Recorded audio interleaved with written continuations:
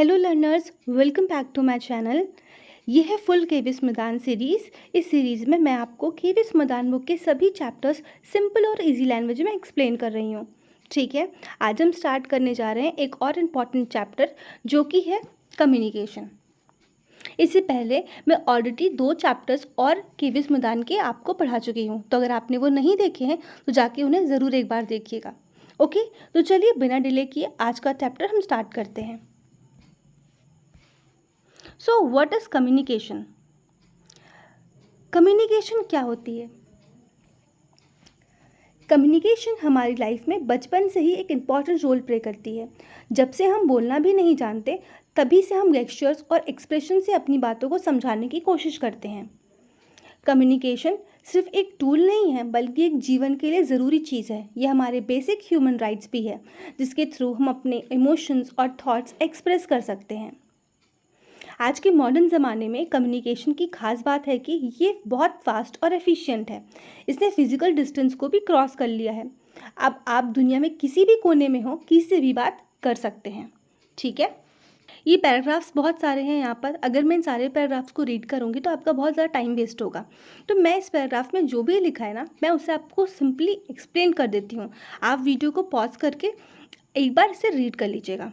ठीक है, बाकी जो मेरी एक्सप्लेनेशन है वो बहुत ज़्यादा सिंपल होगी, तो आप एक बार रीड करोगे और मेरी एक्सप्लेनेशन को सुनोगे तो आपको सब कुछ ईज़िली समझ में आ जाएगा। ओके, डिक्शनरी के अकॉर्डिंग कम्युनिकेशन का मतलब होता है सोचना या इन्फॉर्मेशन या फीलिंग को एक्सचेंज करना, चाहे आप बोलकर करो, लिखकर करो या किसी और तरीके से डेटा को शेयर करो।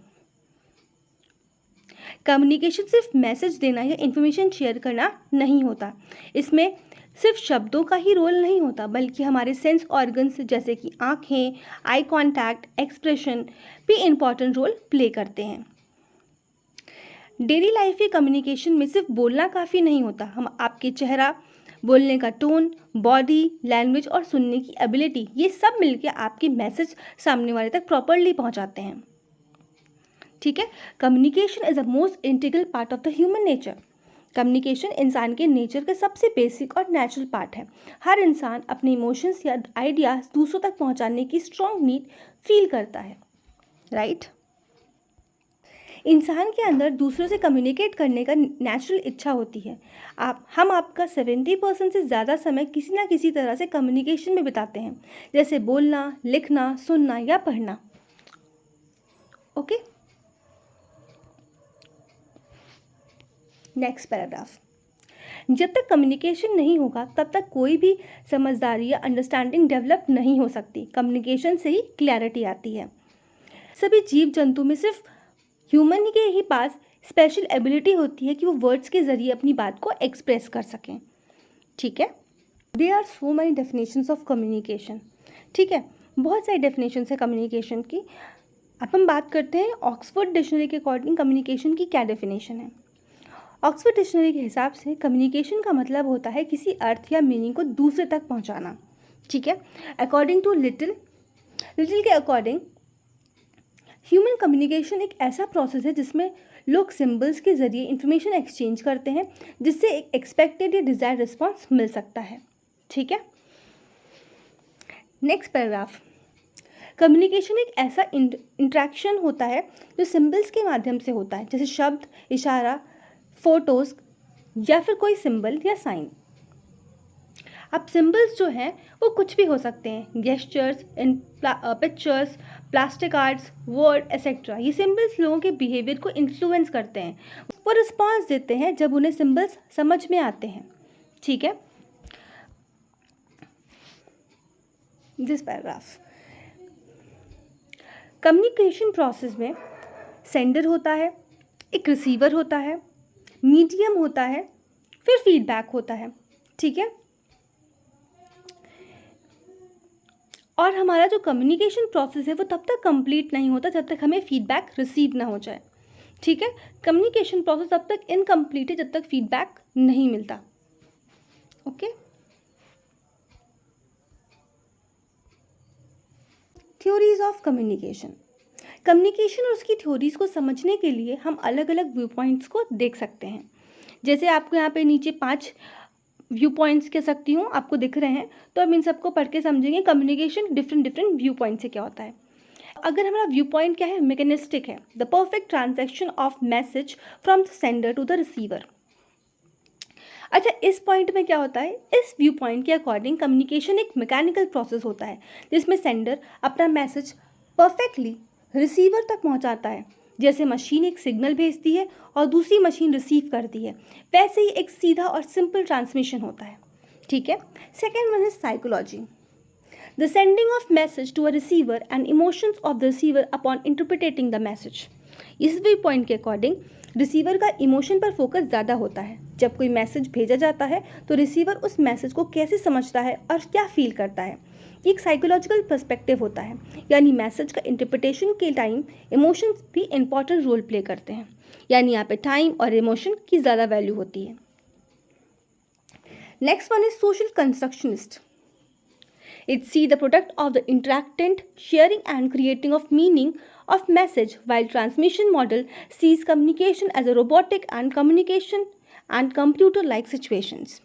इस थ्योरी के अकॉर्डिंग कम्युनिकेशन एक क्रिएटिव प्रोसेस है जिसमें लोग मिलकर मैसेज का मीनिंग बनाते हैं।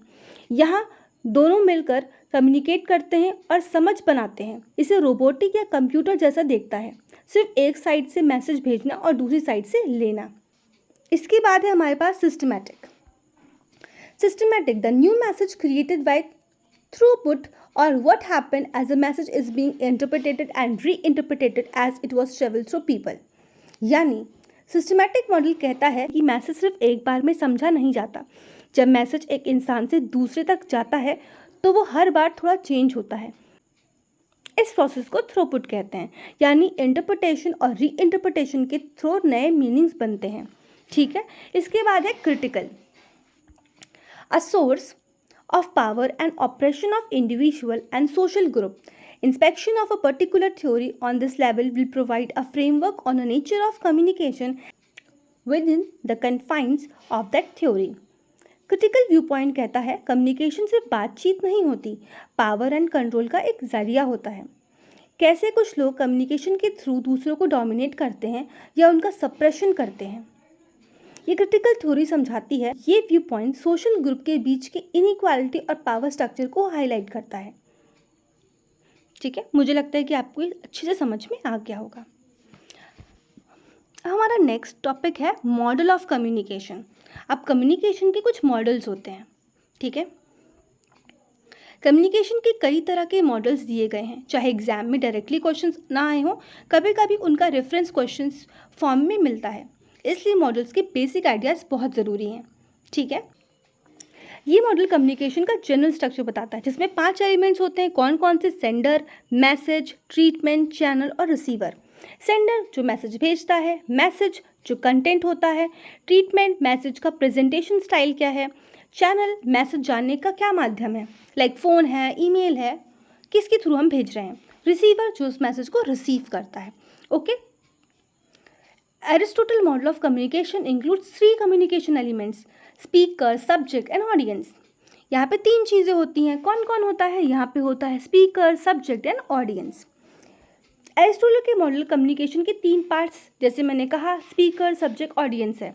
स्पीकर जो बोल रहा है, सब्जेक्ट जिस टॉपिक पर बात हो रही है, ऑडियंस जो उस बात को सुन रहा है। ठीक है, according to Aristotle persuasion speaker के इन्फ्लुएंस पर डिपेंड करता है। उन्होंने परसुएसिव कम्युनिकेशन को डिफाइन किया है as a discovery of the available mean of persuasion, यानी कैसे स्पीकर लोगों को अपनी बात से मना लेते हैं। राइट, अब यहाँ पे स्कैरम 1964 में क्या कहते हैं, इन्होंने कॉन्सेप्ट दिया फील्ड ऑफ एक्सपीरियंस। इसका मतलब है सेंडर और रिसीवर का एक्सपीरियंस, बैकग्राउंड और एटीट्यूड अगर सिमिलर होगा तो कम्युनिकेशन ज़्यादा इफेक्टिव होती है। ठीक है, एज यू कैन सी यहाँ पर आपको एक डायग्राम दिख रहा होगा, ये स्कैरम कम्युनिकेशन मॉडल है। यहाँ पे फील्ड ऑफ एक्सपीरियंस दोनों का, अगर यहाँ पे एक पर्सन है जिसका फील्ड ऑफ एक्सपीरियंस, दूसरे पर्सन का फील्ड ऑफ एक्सपीरियंस जो कि क्या है, अगर सिमिलर होगा तो क्या होता है, यहाँ पर ज़्यादा अच्छी कम्युनिकेशन होती है। स्कैरनके मॉडल एक सर्कुलर मॉडल है जिसमें फीडबैक का भी रोल होता है। ये मॉडल दिखाता है कि अगर सेंडर और रिसीवर की फील्ड ऑफ एक्सपीरियंस सिमिलर है तो कम्युनिकेशन बेटर हो जाती है। ओके, अब हम नेक्स्ट की बात करते हैं कर्ट्ज की। 1957 इन्होंने कहा था इंटरमीडिएटरी मॉडल ऑफ कम्युनिकेशन। ठीक है, ये खुद इनकी थ्योरी थी, इंटरमीडिएटरी मॉडल ऑफ कम्युनिकेशन। इनके अकॉर्डिंग कर्ट्ज ने अपने इंटरमीडिएटरी मॉडल में 3 चीज़ें बताई। पहला तो स्पीकर, दूसरा तो गेट कीपर या इंटरमीडिएटरी, तीसरा था ऑडियंस। ठीक है, स्पीकर जो बातें बोल रहा होता है, गेट कीपर या इंटरमीडिएटरी जो कंट्रोल करता है कि मैसेज आगे जाना चाहिए या नहीं, ऑडियंस जिससे मैसेज मिलता है। गेट कीपर या इंटरमीडिएटरी वो लोग होते हैं जो मैसेज फिल्टर करते हैं, जैसे मीडिया, एडिटर्स या sense support. Next one is Shannon and Weaver, 1949। Shannon और वीवर ने 1949 में एक विजुअल कम्युनिकेशन मॉडल दिया था जो मेनली इलेक्ट्रॉनिक मीडिया के लिए था। इसे हम मैथमेटिकल मॉडल भी कहते हैं। वैसे तो ऐसे क्वेश्चंस मैंने देखे नहीं कि इसे क्या कहते हैं इस मॉडल को, पर जानकारी के लिए हमें पता होना चाहिए। क्वेश्चन जितने मैंने एनालाइज किए हैं तो मुझे ये समझ में आया है कि क्वेश्चंस ना आपको पैराग्राफ फॉर्म में जो मिल सकते हैं उसमें ऐसे क्वेश्चन आ जाते हैं कभी कदार। ठीक है, अब यहाँ पे शेनॉन और वीवर की इंफॉर्मेशन मॉडल में आप देख पा रहे होंगे, सोर्स है, मैसेज है, ट्रांसमीटर है, फिर सिग्नल, फिर नॉइज़ भी आ सकती है बीच में, सिग्नल आएगा, फिर रिसीव होगा मैसेज, फिर जिसको पहुँचाना है वहाँ तक, डेस्टिनेशन तक पहुँच जाएगा। ओके, तो इस मॉडल में सिग्नल को ट्रांसमिट किया जाता है, बीच में नॉइज़ भी होता है जो मैसेज को डिसऑर्ट कर सकता है। ये मॉडल कम्युनिकेशन को एक लाइनर प्रोसेस के रूप में दिखाता है। ओके,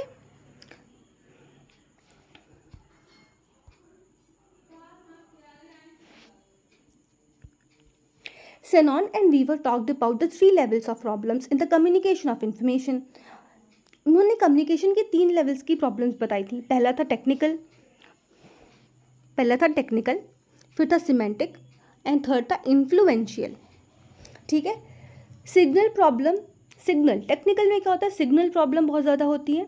ठीक है, सिमेंटिक मैसेज का मीनिंग समझ में ना आना। ठीक है, इन्फ्लुएंशियल मैसेज ने एक्सपेक्ट कुछ और किया था और उसने इफेक्ट कुछ और डाल दिया। मान लो मैंने पॉजिटिव में बोला पर सामने वाले को नेगेटिव लग गया वो बात। ठीक है, तो वो इन्फ्लुएंशियल हो गया। Though the model attempt to explain the process of communication further, it is a linear one-way communication model without any emphasis on feedback. तो ये मॉडल जो था क्या करता है, एक्सप्लेन तो करता है सब कुछ, लेकिन ये वन वे मॉडल है जिसमें फीडबैक का कोई रोल नहीं होता, जो इसकी लिमिटेशन होती है। ठीक है, शेनॉन और वीवर ने ना हमें कुछ कॉन्सेप्ट्स के बारे में बताया था। उसमें से पहला कॉन्सेप्ट हमारे पास एंट्रोफी। इंफॉर्मेशन की फ्रीडम या रैंडमनेस के एंट्रोफी कहते हैं। जितना ज़्यादा चॉइस होगा मैसेज चूज़ करने का उतना ज़्यादा एंट्रोफी होगी। ठीक है, फिर आता है रुडेंसी। रुडेंसी का मतलब है मैसेज में वो पार्ट जो रिमूव हो जाए तो भी सेंस बन जाए। नॉइजलेस कम्युनिकेशन में रुडेंसी हेल्पफुल होती है। जो चीज़ें इंपॉर्टेंट नहीं हम उसे कट आउट भी कर सकते हैं, क्योंकि अगर हमने उसे हटा भी दिया तो जो मैसेज ट्रांसफ़र करना था मैसेज वही मीनिंग तब भी होल्ड करेगा। Okay, next one is channel capacity. एक टाइम में चैनल कितना इन्फॉर्मेशन ट्रांसमिट कर सकता है उसे चैनल कैपेसिटी कहते हैं। अगर लिमिट से ज़्यादा भेजा गया तो एरर हो सकता है, राइट।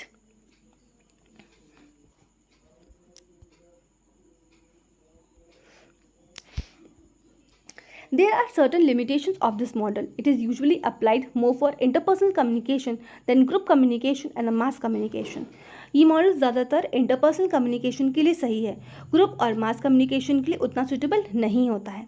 ठीक है, इस मॉडल में सेंडर एक्टिव होता है और रिसीवर पैसिव होता है जो सिर्फ मैसेज रिसीव करता है। फीडबैक की इंपॉर्टेंस इस मॉडल में कम समझी गई है। ठीक है, now moving to the next part, that is Berlow's model of communication. Berlow tries to explain communication as SR model or sender receiver model, where sender stands for stimulus and receiver stand for response. ये model simple और one way process दिखता है। ठीक है, तो यहाँ पे SMCR which is source, message, channel and receiver. अब सोर्स में क्या क्या हो सकता है, कम्युनिकेशन स्किल्स, एटीट्यूड। सोर्स क्या है, knowledge. Social system, culture. Message में क्या है, जो हम देना चाहते हैं, जो कंटेंट हमारा होगा। चैनल क्या हो सकता है, देखना, सुनना, टच करना, स्मेल करना, टेस्ट करना।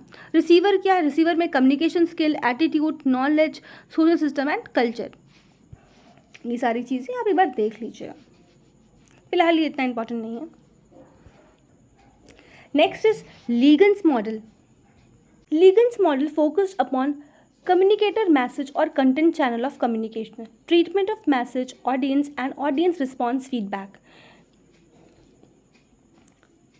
लीगन के मॉडल कम्युनिकेशन के इंपॉर्टेंट कंपोनेंट्स पर फोकस करता है, जैसे कम्युनिकेटर जो मैसेज भेजता है, मैसेज और कंटेंट जो जानकारी भेजी जा रही है, चैनल जिसके थ्रू मैसेज जा रहा है, ट्रीटमेंट मैसेज की प्रेजेंटेशन स्टाइल क्या होगा, ऑडियंस जो सुनती है रिसीव करती है, फीडबैक ऑडियंस का response.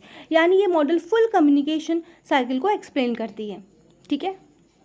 Next is helical model of communication. Frank Dance ने 1967 में एक नया मॉडल दिया था जिसका नाम था हेलिकल मॉडल। ये मॉडल हेलिक्स से इंस्पायर्ड था। हेलिक्स एक ऐसा शेप होता है जो स्प्रिंग की तरह गोल गोल घूमता है, 3D फॉर्म में, जैसे कोन या सिलेंडर। ये मॉडल लीनियर भी है और सर्कुलर भी, दोनों का कॉम्बिनेशन। इसका मतलब ये है कि कम्युनिकेशन सीधा भी हो सकता है और राउंड या घुमा हुआ भी हो सकता है। इस मॉडल में कहा गया है कि कम्युनिकेशन सिर्फ एक लाइन या सिर्फ सर्कल में नहीं होता, बल्कि डेवलपमेंट और इवॉल्विंग होता है। जैसे हेलिक्स, मतलब वो कोई भी शेप में हो सकता है, ज़रूरी नहीं कि वो स्ट्रेट लाइन में ही कम्युनिकेशन फ्लो करती हो या सर्कुलर में ही कम्युनिकेशन फ्लो करे, वो किसी भी शेप में इवॉल्विंग डेवलपमेंट किसी भी फॉर्म में हो सकती है। ठीक है। अब हमारा नेक्स्ट टॉपिक है constitutive Meta model. This is another way of dividing up communication field. Kyag proposes 7 different traditions as listed below. क्याग ने कम्युनिकेशन को समझाने के लिए एक नया तरीका मेटा मॉडल बनाया, जिसमें उसने कम्युनिकेशन को 7 अलग अलग ट्रेडिशंस में एक्सप्लेन किया। पहला था रिटोरिकल, स्पीच और बोलने का आर्ट जिससे लोगों को इन्फ्लुएंस करने आसान हो जाए। सेमियोटिक, सिंबल्स और साइंस के थ्रू मीनिंग क्रिएट करना, जैसे traffic signals, emojis etcetera. Phenomenology, the experience of dialogue with others. ये ट्रेडिशन फोकस करता है एक दूसरे के साथ जेन्युइन डायलॉग करने के एक्सपीरियंस पर, बिना बायस के समझाना और रिलेट करना। Cybernetics, the main flow of information. Cybernetic tradition information flow और फीडबैक सिस्टम पर फोकस करता है, जहां सेंडर और रिसीवर दोनों का रोल होता है। फिर आता है सोशो साइकोलॉजी। ये ट्रेडिशनल इंडिविजुअल के बीच इंटरेक्शन और बिहेवियर पर ध्यान देता है, जैसे persuasive, attitude change etcetera. Socio culture, ये ट्रेडिशन कहता है कि लैंग्वेज और कम्युनिकेशन के थ्रू हम सोसाइटी के रूल्स और कल्चर को बनाते हैं और मेंटेन करते हैं। Last one is critical. Critical tradition communication को एक ऐसा प्रोसेस का रूप देता है जिसमें पावर, पॉलिटिक्स और इनइक्वालिटी का क्वेश्चन किया जाता है। अच्छा, मैं आपको एक और बात बता दूं कि मैंने क्वेश्चन रिटोरिकल से देखे हैं, सिमोइटिक से देखे हैं, फिनोमिनोलॉजी से देखे हैं और साइबरनेटिक्स से देखे हैं। ठीक है, तो आपको इन 4 टर्म्स के बारे में ज़रूर से पता होना चाहिए। ठीक है, और ये कॉन्स्टिट्यूटिव मेटा मॉडल के पार्ट है, ये भी आपको पता होना चाहिए। ओके, और इसे किसने प्रपोज किया था ये भी आपको पता होना चाहिए। अच्छा, Berlo try to explain communication as SR model और सेंडर रिसीवर मॉडल, वे stands for stimulus and receiver stand for response. ये मैंने आपको बता दिया था पहले ही। This was later extended to SMCR model that stands for sender message channel receiver. तो बाद में बर्नो ने इस मॉडल को एक्सपैंड करके SMCR मॉडल बना दिया, which is sender message channel receiver. ये मॉडल कम्युनिकेशन के बेसिक फ्रेमवर्क को बताता है। ठीक है, ये मॉडल सिंपल और लीनियर, यानी सिर्फ एक डायरेक्शन में मैसेज जाता है। इसमें 2 वे कम्युनिकेशन का कॉन्सेप्ट बिल्कुल नहीं है।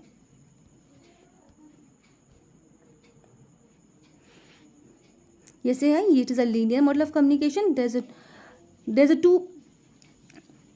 Is no 2 way communication, there is no concept of feedback. एक बार आप इसे पैराग्राफ को रीड कर लीजिएगा। ओके, इस मॉडल में फीडबैक का कोई रोल नहीं है, इसलिए अगर कोई मिसअंडरस्टैंडिंग या बैरियर होता है तो उसका कोई सोल्यूशन नहीं दिया गया है।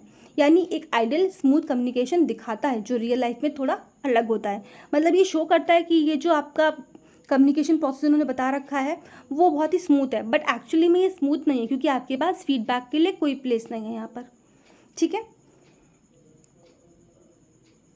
अब यहाँ पे एक आते हैं एलेक्स फिश। एलेक्स फिश जो है, इन्होंने 3 मॉडल दिए थे कम्युनिकेशन के। ठीक है, तो इनके 3 मॉडल पढ़ लेते हैं और इन 3 मॉडल से मैं आपको बता दूँ क्वेश्चंस आते हैं। ठीक है, ट्रांसमिशन और लीनियर मॉडल से, इंटरैक्टिव मॉडल ऑफ कम्युनिकेशन और ट्रांजैक्शनल मॉडल ऑफ कम्युनिकेशन, यहाँ से क्वेश्चंस काफ़ी बार मैंने देखे हैं। तो ये टॉपिक ऐसा है जो आपको आना ही चाहिए, आप इन तीनों चीज़ों में डिफ्रेंशिएट कर पाओ एग्जाम में, क्योंकि थोड़ा सा कन्फ्यूजन हो जाता है बच्चों की, ये ट्रांजैक्शनल है कि ट्रांसमिशन है कि इंटरैक्टिव है। ओके, तो पहले हम स्टार्ट करते हैं ट्रांसमिशन या फिर लीनियर मॉडल ऑफ कम्युनिकेशन से। इस मॉडल में कम्युनिकेशन एक सीधा प्रोसेस है जिसमें सेंडर मैसेज भेजता है और रिसीवर रिसीव करता है। इसमें फीडबैक या रिस्पॉन्स का कोई कॉन्सेप्ट नहीं है, जैसा हम पढ़ रहे थे। मतलब यहाँ पे आपको फीडबैक नहीं मिलेगा, यहाँ पे आपको कोई रिस्पॉन्स नहीं मिलेगा। ये एक वन वे प्रोसेस है, यहाँ पे सेंडर होगा, चैनल होगा और रिसीवर होगा। जहाँ पे सेंडर होगा, मैसेज होगा, आपका चैनल होगा और रिसीवर होगा। ओके, नेक्स्ट वन पे आते हैं इंटरैक्टिव मॉडल ऑफ कम्युनिकेशन। अब ये क्या कहता है? ये कहता है कि कम्युनिकेशन 2 तरफ से होता है, सेंडर भी मैसेज भेजता है और रिसीवर भी फीडबैक देता है, यानी ये 2 वे प्रोसेस है। ठीक है, इस मॉडल को कन्वर्जेंस मॉडल भी कहते हैं। एक इंपॉर्टेंट फैक्टर है फील्ड ऑफ एक्सपीरियंस, जो डिफाइन करता है कि लोग मैसेज को कैसे समझते हैं। यह फील्ड डिपेंड करता है कल्चरल, सोसाइटी, साइकोलॉजी, सिचुएशन और चैनल्स पर। ठीक है, यहाँ पे सेंडर एंड रिसीवर है और यहाँ पे रिसीवर एंड सेंडर है जो एक दूसरे को चैनल के थ्रू मैसेज भेजते हैं, और इनके पास क्या है, फीडबैक का भी सिस्टम है जहाँ पे ये लोग फीडबैक रिसीव कर पाते हैं। ट्रांजैक्शनल मॉडल ऑफ कम्युनिकेशन, यहाँ पे कम्युनिकेशन क्या है, इंटीग्रेटेड होती है। ठीक है, यहाँ पे इंटरनल रियलिटीज़ होती हैं, यहाँ पे बहुत ज़्यादा इंटीग्रेटेड कम्युनिकेशन है। यहाँ पे आपको सेंडर रिसीवर दोनों तरफ मिल जाएंगे, दोनों फीडबैक भेज सकते हैं एक दूसरे को। यहाँ पे आपको नॉइज़ भी मिलेगी, दोनों के पास सेम फील्ड ऑफ एक्सपीरियंस होगा तो ज़्यादा अच्छे से चीज़ें समझेंगे। ठीक है, सब कुछ यहाँ पे आपको मिलेगा जो आपने बाकी दोनों में पढ़ा है, उसका मिक्स है यहाँ पर।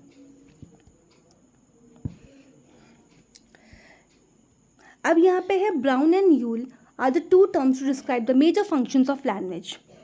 तो ब्राउन और यूल ने लैंग्वेज को 2 मेन फंक्शंस बताए थे। तो पहला फंक्शन था the function of language where the transfer of information is involve called transactional. जब लैंग्वेज का यूज़ इंफॉर्मेशन ट्रांसफ़र के लिए होता है तो उसे कहते हैं ट्रांजैक्शनल फंक्शंस। ठीक है, ये प्लीज़ थोड़ा ध्यान से पढ़िएगा। Like there is no message for you, ये क्या है, एग्जाम्पल है। ठीक है, किसका, ट्रांजैक्शनल का। मतलब आपने बोला there is no message for you, तो इसके आगे ओके कोई फीडबैक नहीं, कुछ नहीं। ठीक है, कोई सवाल नहीं, तो ये ट्रांजैक्शनल हो गया। लेकिन हाउ आर यू, ये इंटरैक्शनल है। क्यों? इसका एक आंसर होगा हमारे पास। जब कोई फीडबैक जैसा कोई आंसर क्वेश्चन नहीं है तो फीडबैक उसमें होगा नहीं, right. How there is no message for you, कोई फीडबैक है क्या? नहीं। आपसे बोलोगे येस और नो तो कोई फीडबैक नहीं है वहाँ पर। लेकिन हाउ आर यू के लिए आप रिप्लाई करोगे कि हाँ मैं ठीक हूँ, हाँ मैं बुरा हूँ, मैं अच्छा नहीं हूँ, बीमार हूँ, कुछ भी कह सकते हो, राइट। तो जब लैंग्वेज का यूज़ सोशल बॉन्डिंग और पर्सनल फीलिंग्स एक्सप्रेस करने के लिए होता है तो उसे कहते हैं इंटरैक्शनल फंक्शंस। हमारा नेक्स्ट टॉपिक है मास मीडिया। मास मीडिया हमारे सिलेबस का एक इम्पॉर्टेंट पार्ट है जिसमें हम ऑलरेडी टाइप्स ऑफ कम्युनिकेशन के अंदर डिस्कस किया है। ये एक ब्रॉड कम्युनिकेशन फॉर्म है जिसमें मीडिया पब्लिक तक मैसेज कैसे पहुंचाती है, हम ये सब कुछ समझते हैं। ठीक है, यहाँ हम एक स्पेशल कम्युनिकेशन मॉडल के बारे में बात कर रहे हैं जिसका नाम है अटेंशन गेनिंग मॉडल या फिर अटेंशन मॉडल। ठीक है, इसका मेन फोकस होता है पब्लिक का अटेंशन पाना और उस अटेंशन को कैसे बनाए रखना। मास मीडिया का सबसे इम्पॉर्टेंट गोल यही होता है कि लोगों का अटेंशन लेना और फिर उस अटेंशन को मेंटेन करना, चाहे टीवी शो हो या न्यूज़ या एड हो, सबका मकसद होता है कि व्यूअर्स को एंगेज करना। Communication has 3 models, transmission, expression, ritual and attention gaining. तो मास कम्युनिकेशन के 3 मॉडल्स होते हैं। कौन कौन से? Transmission, expression, ritual and attention gaining. ये तीनों अलग अलग पर्सपेक्टिव से कम्युनिकेशन को समझाते हैं। इस टेबल में हर मॉडल का सेंडर और रिसीवर का व्यू पॉइंट दिया गया है। लाइक ट्रांसमिशन को देख लीजिए, इसमें क्या है, सेंडर मीनिंग ट्रांसफ़र करता है और रिसीवर समझने की कोशिश करता है कि सेंडर ने क्या भेजा था, राइट। एक्सप्रेशन और रिचुअल मॉडल में यहाँ पर सेंडर परफॉर्म करता है, ठीक है, परफॉर्मेंस करता है किसी तरीके से भी, जो भी एक्शन वगैरह, और रिसीवर क्या करता है, उसे एक्सपीरियंस करता है और शेयर करता है, अपने एक्सपीरियंस को शेयर करता है। Next is attention gaining model. Sender display करता है, चाहे टीवी पे दिखा रहा है, कुछ भी कर रहा है, मोबाइल में दिखा रहा है, फिर रिसीवर क्या करता है, उसे देखता है और उसे एंजॉय करता है, ठीक है, ये हो गया spectatorship. Transmission model mostly link with institutional context such as education, religion and government. It is however not relevant to most media activity. Transmission model ज़्यादातर यूज़ होता है फॉर्मल इंस्टीट्यूशंस में, जैसे स्कूल्स में, टेम्पल्स में, गवर्नमेंट कम्युनिकेशंस एक्सेट्रा में। लेकिन ये मॉडल मीडिया वर्ल्ड में इतना इफेक्टिव नहीं माना जाता क्योंकि मीडिया का स्टाइल फॉर्मल नहीं होता, right. Next one is ritual model. Share some element with the transmission model but emphasis more on external interpretation by observer than the stated purpose of receivers and the sender. Ritual model थोड़ा transmission model जैसा होता है, लेकिन ये observer के interpretation पर ज़्यादा focus करता है। यानी ये मॉडल इस बात पर फोकस करता है कि लोग मैसेज को अपने एक्सपीरियंस के बेसिस पर कैसे समझते हैं, ना कि सिर्फ सेंडर को क्या कहना है इस पर। Last one is attention gaining model comes closer to the main media goal for attracting audience. Attention gaining model he media का सबसे रियल कॉमन गोल शो करता है, लोगों का अटेंशन अट्रैक्ट करना। ये मॉडल मीडिया प्रैक्टिस के एक्चुअल इंटेंशंस को मैच करता है, जैसे टीआरपी, व्यूअरशिप, लाइक्स एक्सेट्रा। लोग मीडिया को एक एस्केप या एंटरटेनमेंट सोर्स के रूप में देखते हैं, यानी लोग मीडिया कंटेंट को रिलैक्स होना, बोर्डम से बचने के लिए कंज्यूम करते हैं। इसलिए ये मॉडल दूसरे मॉडल से थोड़ा ज़्यादा ही कॉन्ट्राडिक्टरी होता है। आज की मीडिया कल्चर और उनकी वर्किंग स्टाइल का मेन फोकस होता है व्यूअर्स की अटेंशन बनाए रखना, चाहे न्यूज़ हो, रील्स हो या एड्स हो। सबका मकसद होता है कि लोग ज़्यादा देर तक उनका कंटेंट को देखें या उनसे जुड़े रहें। अटेंशन के हम दो तरीके से मेजर कर सकते हैं, कितनी देर तक यूज़र कंटेंट को देखता है, वो कितना इन्वॉल्व है उस कंटेंट में। जैसे अगर कोई मूवी या एड इंटरेस्टिंग है तो लोग पूरा देखते हैं और एंगेज रहते हैं। जो चीज़ अटेंशन ग्रैब करता है, जैसे म्यूज़िक, डिज़ाइन, एक्सप्रेशन, इन्हें अटेंशन डिस्प्ले फॉर्म कहते हैं। ये सर्विस बेस्ड मीडिया में काफ़ी इंपॉर्टेंट होता है, जहाँ व्यूअर सेटिस्फैक्शन और इंटरेस्ट पे फोकस करते हैं, ठीक है। आज का मास कम्युनिकेशन सबसे ज़्यादा किस चीज़ पर इंटरेस्टेड है? जितना ज़्यादा अटेंशन मीडिया अट्रैक्ट करती है उतना ही ज़्यादा उसकी वैल्यू बढ़ती है। एडवर्टाइजर्स के लिए ये बहुत ही अच्छी चीज़ होती है, यानी एडवर्टाइज़र उस प्लेटफॉर्म पर ऐड देना चाहेंगे जहां ऑडियंस अटेंशन हाई हो, इसलिए अटेंशन गेनिंग मीडिया के लिए एक सेलिंग पॉइंट बन जाता है, ठीक है। तो लर्नर्स, ये थी हमारी आज की वीडियो कम्युनिकेशन चैप्टर की पार्ट 1। आई होप आप सबको पसंद आया होगा। तो अगर आपको कोई भी डाउट है तो आप मुझसे कमेंट सेक्शन में पूछ सकते हैं, और इसका नेक्स्ट पार्ट जल्दी ही अपलोड होगा। तो तब तक के लिए कीप वॉचिंग, बाय बाय।